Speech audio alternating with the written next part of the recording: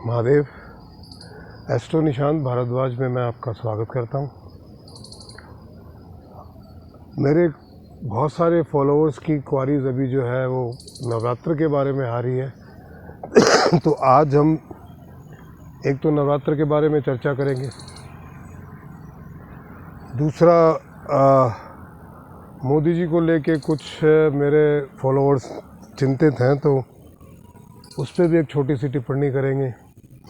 उसके अलावा अध्यात्म के सेक्शन में आज एक मेरे फॉलोअर्स की विशेष रिक्वेस्ट पे महाभारत के एक प्रसंग की चर्चा करेंगे। चर्चा ईश्वर की ही होगी लेकिन महाभारत के संदर्भ में होगी। और मेरा आपसे निवेदन है कि अगर अभी तक आपने मेरा चैनल सब्सक्राइब नहीं किया है, देखिए पीछे जो 15-20 दिन में जो भी रिस्पॉन्स आपका रहा है वो बहुत ही अविस्मरणीय रहा है। उसके लिए मैं आपको कोटि कोटि धन्यवाद देता हूँ। पर अभी भी टास्क बहुत बड़ी है क्योंकि अभी 570 के लगभग सब्सक्राइबर हैं। ये अगले 15-20 दिन में 1000 होने बहुत ज़रूरी है।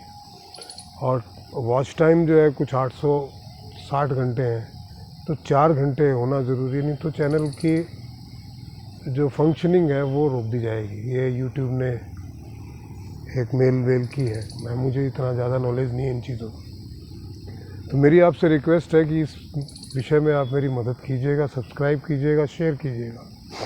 तो ज़्यादा विलंब नहीं करते हुए अपन अपनी मुख्य चर्चा पे आते हैं। नवरात्र क्यों मनाया जाता है? देखिए, नवरात्र साल में 2 बार मनाया जाता है। क्यों मनाया जाता है?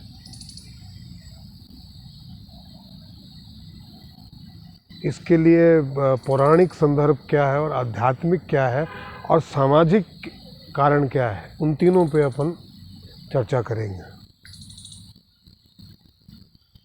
देखिए, अगर आप बात करें तो शक्ति के बिना तो ईश्वर भी अधूरे हैं। अगर ईश्वर शक्तिहीन होंगे तो ईश्वर क्या कर लेंगे?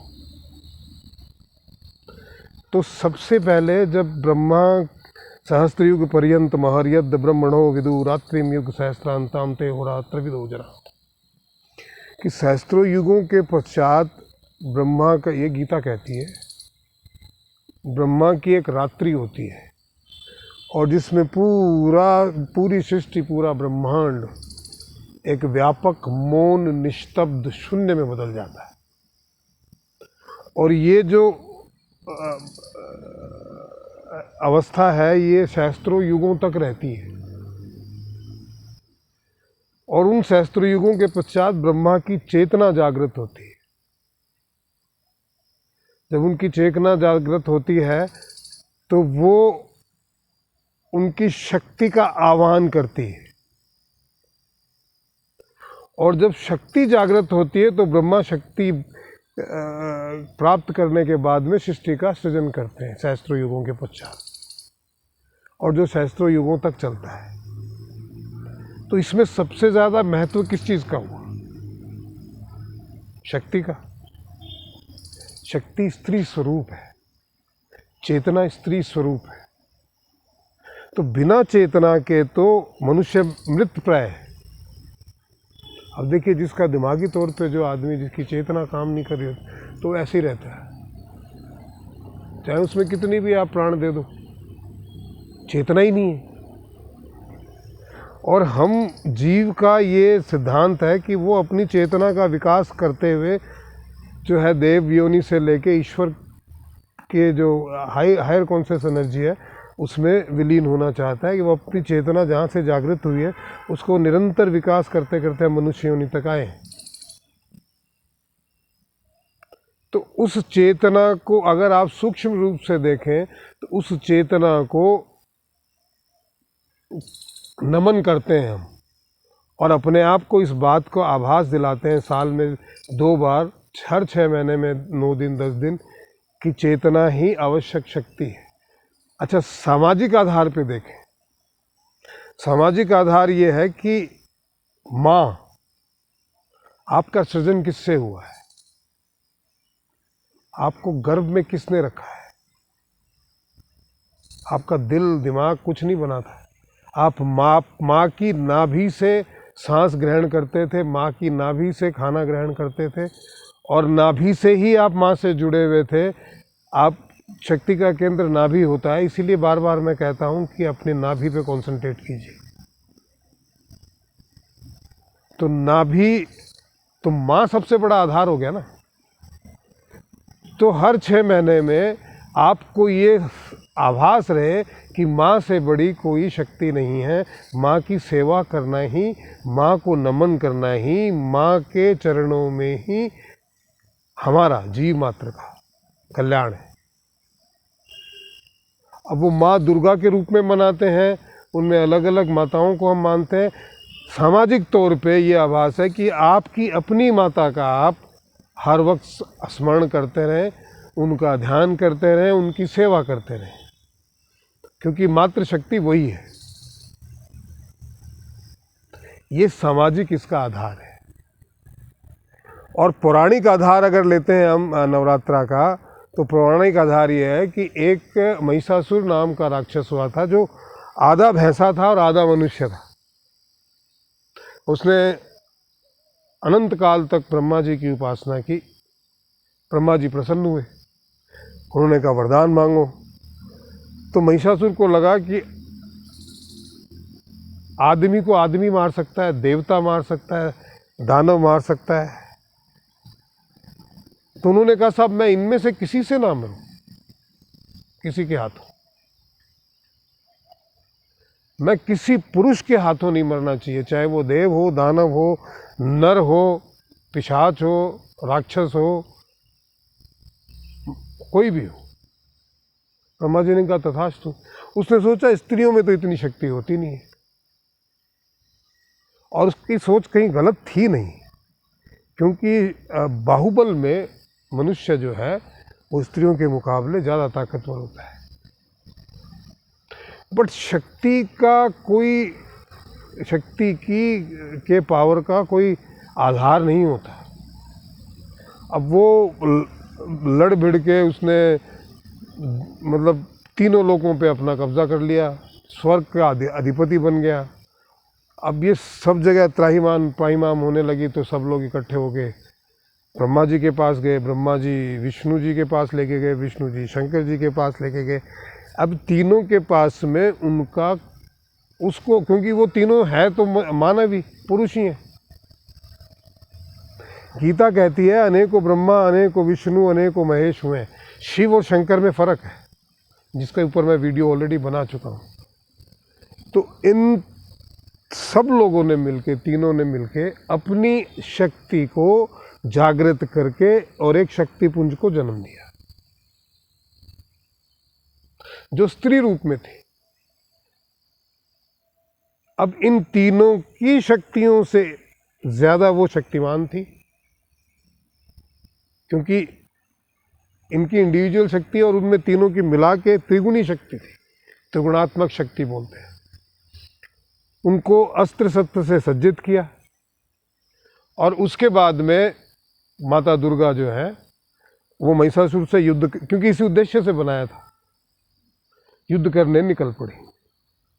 और जब वो वहाँ पहुँची तो इतनी अनुपम सुंदरी थी वो कि महिषासुर उसे देखते ही उन्होंने कहा कि मैं आपसे विवाह करना चाहता हूँ। उन्होंने विवाह का प्रस्ताव दे दिया। देवी हंसी और उन्होंने कहा कि मुझे आपका प्रस्ताव स्वीकार्य है, पर शर्त यह है कि यदि आप युद्ध में मुझे जीत लेते हैं तो मैं सहर्ष आपसे विवाह कर लूँ। और 10 दिनों तक, 9 दिनों तक कह लीजिए, 9 दुर्गा के अलग अलग रूप हैं, 9 दिनों तक भयंकर युद्ध चला और महिषासुर का अंत हुआ। तो कहते हैं कि उन 9 दिनों तक वो नवरात्र मनाई जाती है। विशेषतः उनमें रात्र उत्सव है, शक्ति की उपासना होती है। शक्ति आपकी स्वयं की, स्त्री शक्ति माता बहन, और आप स्वयं ईश्वर का अंश हैं। तो आपकी स्वयं की शक्ति जब तक जागृत नहीं होगी तब तक आप निशक्त होंगे या आसक्त होंगे, किसी के ऊपर निर्भर होंगे। तो ये 8-9 दिन का विशेष महत्व है अपनी आंतरिक शक्ति को जगाने के लिए। इन दिनों ग्रह स्थितियाँ भी ऐसी रहती है, ब्रह्मांड का जो एनर्जी का जो संतुलन है वो भी ऐसा ही रहता है कि अगर आप उपासना करते हैं, उपवासना, अपनी समस्त प्रकार की वासनाओं को खत्म करके ईश्वर का, माँ दुर्गा का ध्यान देना, अपनी माता जी की सेवा करना, इसे उपवासना बोलते हैं।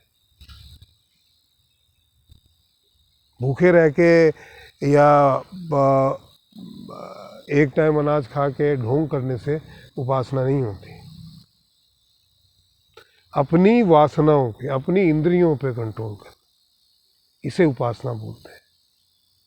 जैसे मुसलमानों में जिहाद जो है वो अपनी बुराइयों के खिलाफ लड़ने के लिए होती है, वो हिंदुओं के खिलाफ लड़ने लग गए, अलग बात है, चलो कोई नहीं, वो अलग विषय है। तो ये इन 8-9 दिनों का महत्व है। इसके अलावा इसकी उपासना करें कैसे? देखिए, कोई भी काम, कोई भी आध्यात्मिक काम या कोई भी स्पिरिचुअल काम बिना शुद्धता के नहीं होता। शुद्धता ये नहीं कि आपने अपने शरीर को साफ कर लिया, कपड़ों को साफ कर लिया, जगह नहीं, आपके अंतर्मन को साफ रहना चाहिए, किसी प्रकार की दुर्भावना नहीं रहनी चाहिए। काम, क्रोध, लोभ, मोह, ये जो वृत्तियां हैं ये नहीं रहनी चाहिए। सात्विक विचारों से, सात्विक मन से, प्योर मन से आप अगर जो सारे दिन ईश्वर का नाम लेते हैं और माँ की उपासना करते हैं, माँ की सेवा करते हैं, यही माँ दुर्गा को प्रिय है। माँ के रूप में उस शक्ति की उपासना करते हैं ना, तो हम अपनी स्वयं की माँ की उपासना क्यों नहीं करते? वो तो आजकल होती नहीं है किसी से। आप अपनी स्वयं की माँ की इज्जत नहीं करेंगे, उनका सम्मान नहीं देंगे, उनका ख्याल नहीं रखेंगे, तो आप कितने भी नवरात्र का पूजन कर लीजिए, माँ दुर्गा आपसे प्रसन्न होने वाली है नहीं। और माँ दुर्गा का प्रसन्न ना होना, इसका मतलब यह है कि आपकी अपनी आंतरिक शक्ति आपसे प्रसन्न नहीं होने वाली। तो स्वस्थ मन से, प्योर मन से, अपनी माता के चरणों में ध्यान रखते हुए, माँ दुर्गा के चरणों में ध्यान रखते हुए और उपवास करें, अच्छी बात है, क्योंकि शरीर का भी शमन होता है।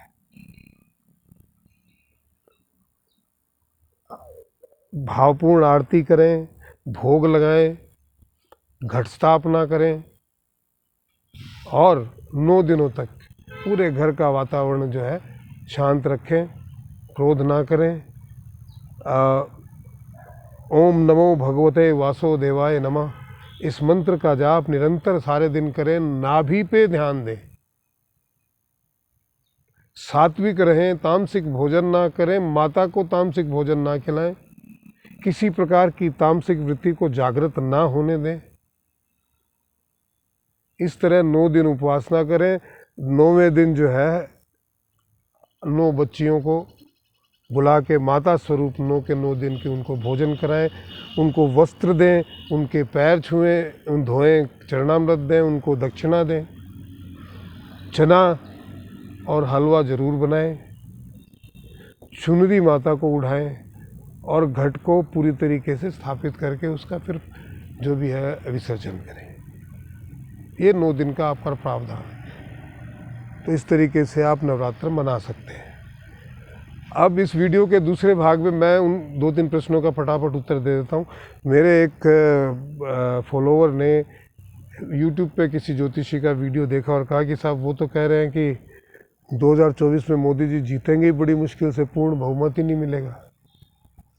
देखिए, हर ज्योतिषी का अपना अपना आकलन है। वो इस आधार पे कह रहे हैं कि मोदी जी का लग्नेश जो है